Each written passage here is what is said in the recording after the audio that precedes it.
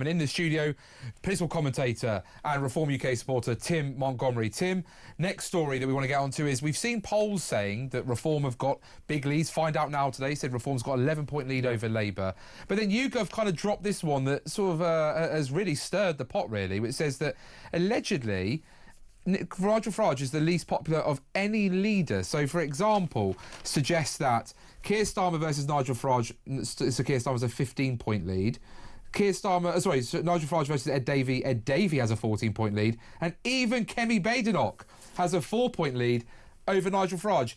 Is Nigel the reason Reform might not succeed? Is he the problem for Reform UK? And is this why Labour is so desperate to make Reform the opposition? Because they believe they'll be able to spook enough voters to back them to block Nigel from number 10.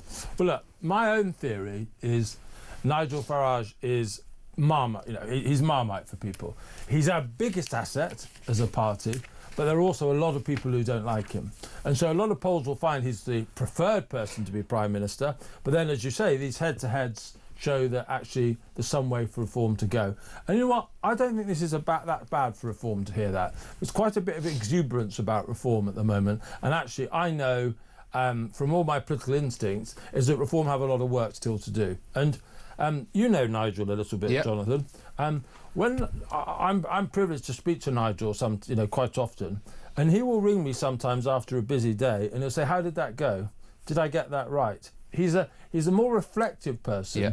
And a person more self-examining of his conduct, and willing in private much more to admit that he's got mistakes than I think the public figure looks like. And I think it's not easy because the media is quite hostile to him. Yes. TalkTV is an honourable exception. It gives him a much fairer ride.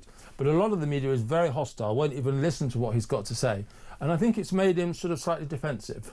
And I think we need to see more of the real Nigel Farage, who is a more thoughtful, more reflective, more generous, more compassionate person than the caricature. And so those findings, I think, are probably real at the moment in that YouGov survey that you've just outlined. But I don't think they are fair to Nigel Farage in what he could be.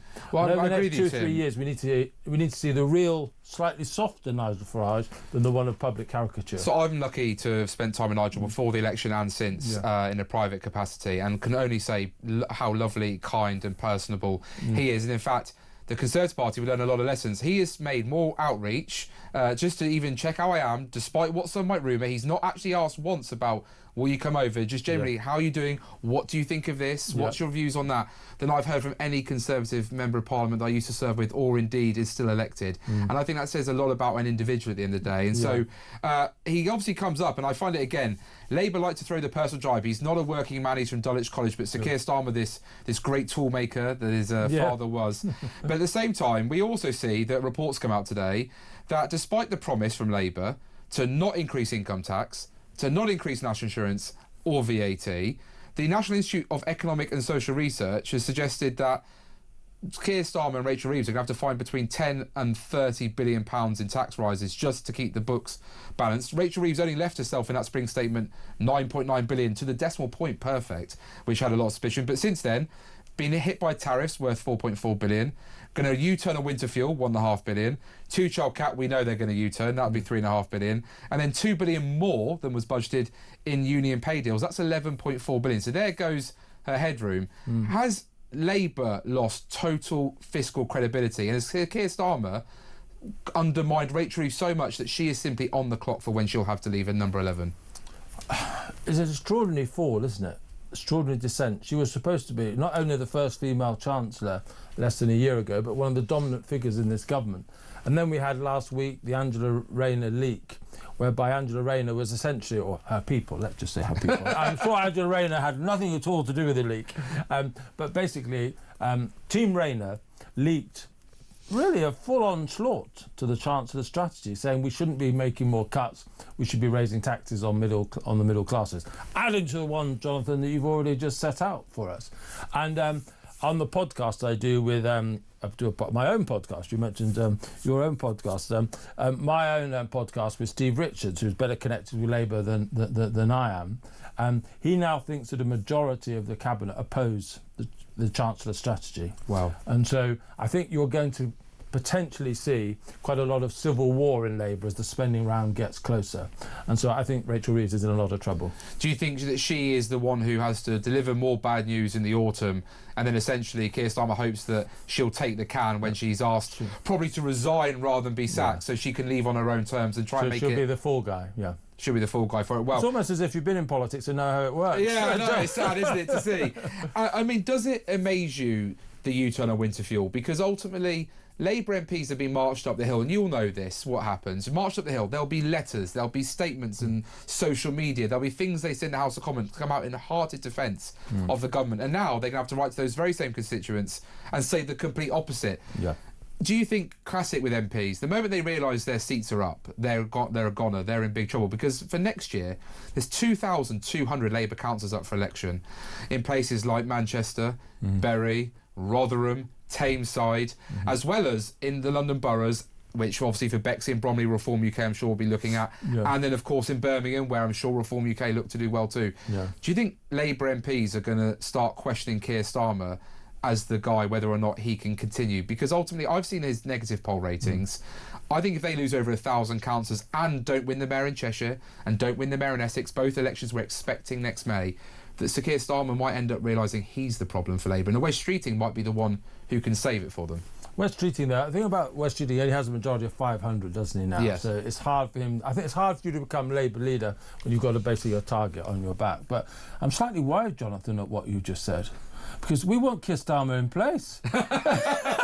Do we need to mount a Save Keir Starmer campaign? Because he's been a terrible Prime Minister, hasn't he? You know, the drop in his support in less than a year. His ratings are now lower than Rishi Sunak's. It's the biggest fall for any government, and for a leader in 40 years. He's as unpopular as Gordon Brown in 2009 post the global financial crash, and as unpopular in the months leading up to Jeremy Corbyn's 2019 electoral defeat. Yeah. Now, of course, if he was Tory leader, he'd probably been gone already. You know what the Tory party's like, they get rid of the leader. But in Labour, it's much more difficult. It's much more difficult because of the way they organise themselves, but they're a much more loyal party than the Conservatives. And also, I think there is a question of who would be better. So I've said West Streeting, the trouble with him is he's got a small majority.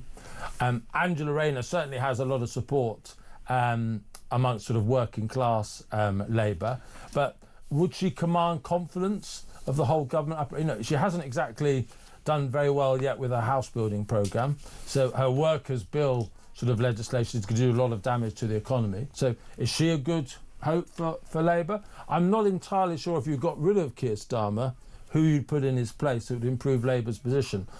If I had to recommend, this is an honest recommendation, I think Peter Kyle is quite impressive. I don't know what you think about him. I'm not as impressed by Peter Kyle. Oh, I think really? he can read a line, but I don't think he would have any ability to connect with the public. No. I was a PPS to Brandon Lewis when he was Secretary of State for Northern Ireland, and Peter Kyle was the opposite. And maybe it's just because things got personal sometimes with me and Peter in the chamber. Right. Maybe I'm being unfair. But look, there's one person, as we keep hearing, obviously, as we said with Boris Johnson, you kind of broke the news that Boris was looking at coming back, and his team was certainly messaging around. Since then, it's all anyone's talking about, and Kemi Badenoch must be desperately now looking over his shoulder even more when she thought Robert Jenrick was already standing there. Looking over both shoulders. Looking over both shoulders now. Now, we've got senior figures in the Conservative Party saying there's, quote, no appetite for Boris Johnson's return, and a shadow cabinet minister, no one's put their name to it, saying that they could not think of, quote, a single one of their colleagues who thought Mr Johnson returning to the Conservative Party would be a good thing. Do you think Reform UK should fear Boris Johnson return?